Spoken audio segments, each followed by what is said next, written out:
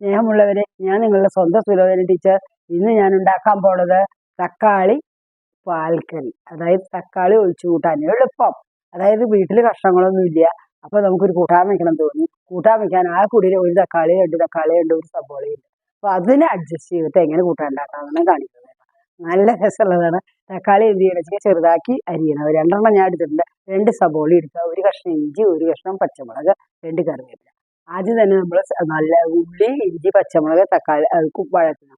നല്ല പോലെ വഴറ്റി ബ്രൗൺ കളറാവണം. അപ്പോൾ ഒരു ലേശം ഉപ്പിട്ടിട്ട് വഴറ്റിക്കോളും, അപ്പോൾ പെട്ടെന്നാവും. അത് കഴിഞ്ഞിട്ട് നമ്മൾ എന്ത് ചെയ്യണം, ചെറുതായി മുക്കി വെച്ച് തക്കാളി ഇടുക. തക്കാളി ഇട്ട് വഴറ്റി പിന്നെ ഉപ്പ്, മുളക്, മല്ലിപ്പൊടി അതൊക്കെ ഇട്ട് ഇളക്കി അതിൽ അവസാനം അത് നല്ല ഇതായിട്ട് നന്നായി വെന്ത് വരുമ്പോൾ, തക്കാളി നന്നായി വെന്ത് വരുമ്പോൾ അതിൽ തേങ്ങാപ്പാൽ ഒഴിക്കുക, അല്ലെങ്കിൽ തേങ്ങ അരച്ച് ഒഴിക്കാൻ നോക്കുക. അപ്പോൾ ഒഴിച്ച് കൂട്ടാനായി നല്ല സ്വാദുള്ള കൂട്ടാനാണ് തക്കാളി. ഇത് ചപ്പാത്തിക്കും നല്ലതാണ്, ചോറിനും നല്ലതാണ്, പൊറോട്ടയ്ക്കും നല്ലതാണ്. ഇന്ന് എല്ലാവരും ചെയ്ത് നോക്കൂ കേട്ടോ. ഇത് എങ്ങനെയാണ് ഉണ്ടാക്കണേന്ന് എനിക്ക് കാണിച്ചു തരാം കേട്ടോ. തക്കാളി കറി ഉണ്ടാക്കാൻ വേണ്ടി മുളക്, പച്ചമുളകും സബോളയും ഇഞ്ചി കൂടി അരിഞ്ഞ് അതിലിട്ടു കേട്ടോ. എന്നിട്ട് ഇത്തിരി വെളിച്ചെണ്ണ ഒഴിച്ചു, എന്നിട്ട് വഴറ്റുക. അത് നന്നായി വഴന്ന് കിട്ടാൻ വേണ്ടി നമ്മൾ ഉപ്പിട്ടാലും മതി കേട്ടോ. നല്ലോണം നല്ലോണം ഇളക്കണം, ഇളക്കിക്കൊണ്ടിരിക്കണം നമ്മൾ.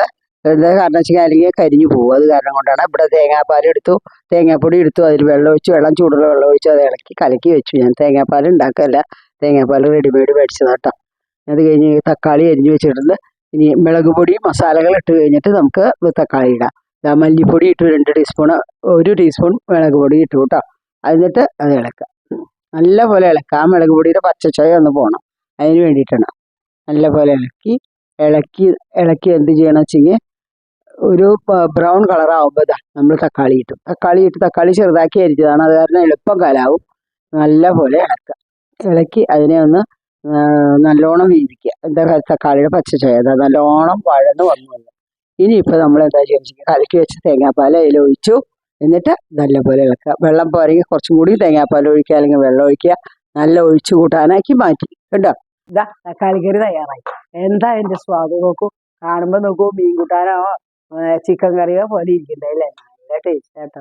ഇതിൽ കുറച്ച് പട്ടയും ഗ്രാമ്പും ഇട്ടുകയാണെങ്കിൽ ഭയങ്കര ടേസ്റ്റ് വ്യത്യാസമുണ്ട്. അങ്ങനെയാണെങ്കിൽ ഇറച്ചി കൂട്ടാൻ്റെ വെള്ളം പോലെ വേണമെങ്കിൽ നിങ്ങൾക്ക് അങ്ങനെ ചെയ്യാം. ഞാൻ അതൊന്നും പറയുന്നില്ല. ഇതിപ്പോൾ നമ്മൾ സാധാരണ കൂട്ടാൻ പോലെ നല്ല ടേസ്റ്റ് ഉണ്ടാക്കാം. ഇത് ചോറിന് ഏറ്റവും ബെസ്റ്റ്. ചപ്പാത്തിക്കും ഇത് കൂട്ടി കഴിക്കാം, ചപ്പാത്തി അതുപോലെ പൊറോട്ടയും കഴിക്കാം വേണമെങ്കിൽ.